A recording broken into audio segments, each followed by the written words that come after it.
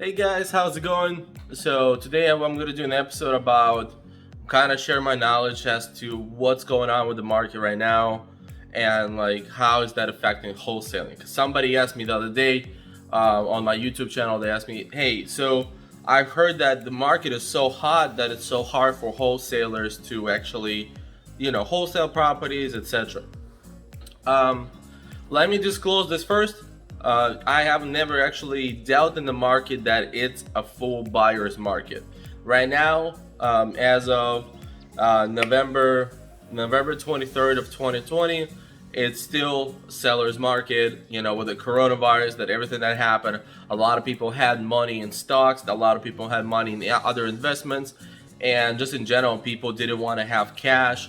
So they went ahead and poured a lot of that money into real estate, which drove the price for real estate higher, and it became a seller's market. So what is the things that you have to look for when it's a seller's market and you have to look for when it's a buyer's market? This are experienced not only from real estate, but I used to work at a trucking company, and the way that it works in the trucking world is that sometimes the carriers have the upper hand, sometimes the brokers have upper hand. I'm not gonna get too much into that, but that's kind of how it works as well, and it's kind of the same idea here as well. So if it's a seller's market, and like it is right now, so what it is that almost any property that's get put out there for almost any amount, well, reasonable price, let's say the property is appraised for 250 and it's on the market for 240, 250, it's probably gonna sell, no issues at all. It's a high chance that this property will even sell over the asking price because people will be competing about that property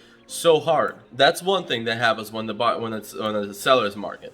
Another thing that happens with the seller's market is that there's not a lot of inventory. So with there not being not a lot of inventory, buyers are willing to buy. They're kind of correlated, the first and the second thing. With the seller's market, the pretty much any property that gets put out there gets sold because there's not a lot of properties out there. So, and COVID really affected this very strong, and the economy in general. And at the moment, we're living in a seller's market, and here's the issues that you will have with the seller's market. So with the seller's market, the issues you will have is that the sellers know that it's a seller's market, and they will be asking for a lot higher price than the property is. So for example, you will always have people that ask for a lot more than the property is worth. I understand that always happens. But if you think about it, right now there's much more. Let's say you're a seller and you sit down with your family members at Thanksgiving dinner or whatever, and they're like, oh, did you hear real estate is so hot? Oh, they're like, oh my god, my house is worth 250,000, I should list it for 300,000, probably will sell. And they list it, it doesn't sell because that's not really how it works. You may get more people interested because they will still try, but it's not gonna sell for that much unless it's just there's something extraordinary in the situation. And then the same reason is going to be when you reach out to those people and they're like, oh, they remember that conversation with the people they know, with their friends, with their family, and they're like, okay, I can actually sell my property for a whole lot more. My property was worth 250, but hey man, you can buy it for 270 cash. And you're like, yep, that's a deal. That's not gonna work for me, but I appreciate it. So that's gonna happen a lot with the seller's market. It's a word of mouth is gonna go around, and people know it's hot. Especially, it depends on your area as well. So like I'm from Tampa, Florida, in the Tampa, Florida area, and just in general, Florida right now is very hot because a lot of people from different states are actually moving down to Florida, New York. I don't want to lie about a number, but I think like 1.5 or 3 million people moved from New York to Florida, including Miami. Miami became very hot. And in general, Florida is a very developing state in different, Jacksonville, you got Tampa, you got Miami, Palm Beach, all that stuff. Those are very hot places, and the same goes for every other state. I don't know a lot of other states, so I can't say what is in your state. You have to keep the hand on the market pulse, like to understand what's going on. Another thing that's going to happen a lot is that, well, especially, I don't know if it's nowadays it's going on or what, but a lot of people are losing jobs. They're not making enough money, so they're looking for side hustles. So a lot of people start doing wholesaling, and that's why a lot of people talk about that wholesaling became saturated. It's not saturated if you know how to do your job. It's saturated on like the bottom level of wholesale, and you have a tons of I'm gonna try to do wholesaling for people that don't do enough due diligence before they start wholesaling, and they just go out there and they're like, okay, I have $500, I'm gonna text all these people, and they don't really know what they're doing.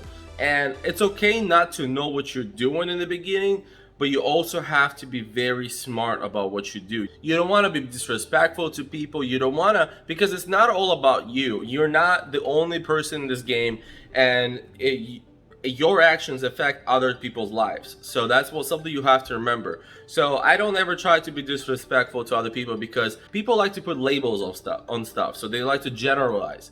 So when the moment that you are a wholesaler that acts not nice to sellers, they generalize and they're like, all this wholesalers, investor guys, they're all assholes, I'm not gonna deal with them. And that will happen. So you can't be selfish in this game in general. You have to be very aware of your surroundings, and that's what I would hope everyone has respect for each other, because we're all in this together. And even though it's a competition, but I'm not trying, you shouldn't be stomping on other people while trying to achieve your goals. That's how I think it should be. But either way, so I was kind of went on the rant about that, but those are the biggest problems with the market when it's a seller's market. However, there are also pros to that. The pros of the seller's market is that the investors are so deal hungry that, you probably have heard this before. You've heard about the 30% formula, and depends on your market as well. So like if your market is that hot and you check Zillow and everything's like sold quickly, maybe you see that things are sold over the listed price, and you're like, okay, well, maybe actually the investors will be willing to make less profit on the deals just to keep it going, and they will. And I'm not saying that you should always aim to have the biggest spread as you can for the profit of investor and your profit, etc. You want to make sure that the deal works for everyone that's agreeing to the deal and everyone that's included in the deal, the seller, you, and the buyer. So you want to make sure that happens.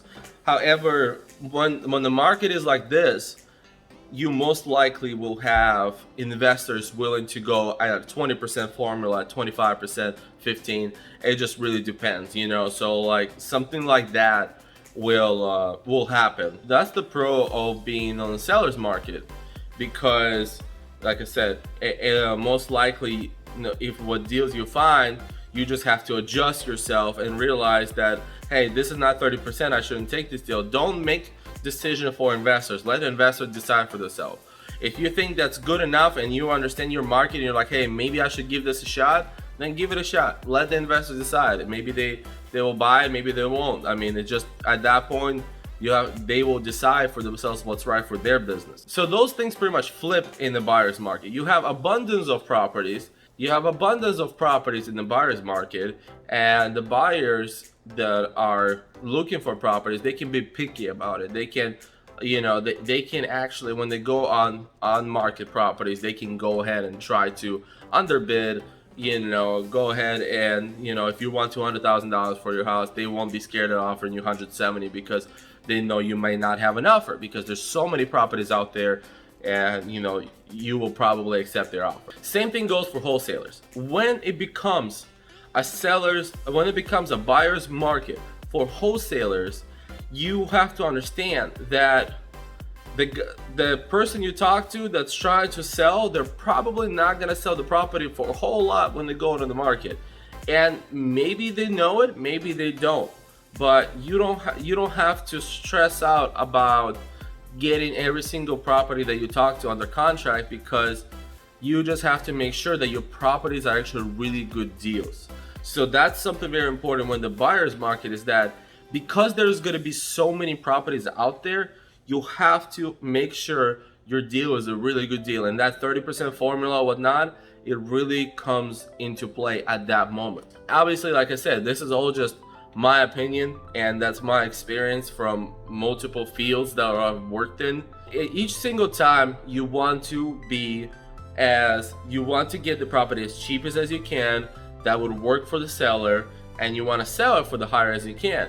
But you also have to keep those things in mind that I told you, because you will, you'll spin your wheels a lot and you think like, okay, this property isn't good enough, it's not 30%, nobody's gonna want it. Like I said, don't decide for other people. If investors are gonna want it, then the investor is gonna want it. And like I said, the more deals you put under contract and you put them out there to investors, more properties you put under contract, the better you understand what kind of market you're in. Like if you put a property under contract that you don't think it was that good of a deal, that 30% formula doesn't really work with that, and you only are like a 20, 25, maybe 15% of a profit, and you're like, oh my god, all these buyers want to buy the property, then you're most likely on a hot market, or just that hot area of your market, that people are just buying. They know it's a smart choice, no matter even if they make less percentage, right, less return on investment is still worth their time and money.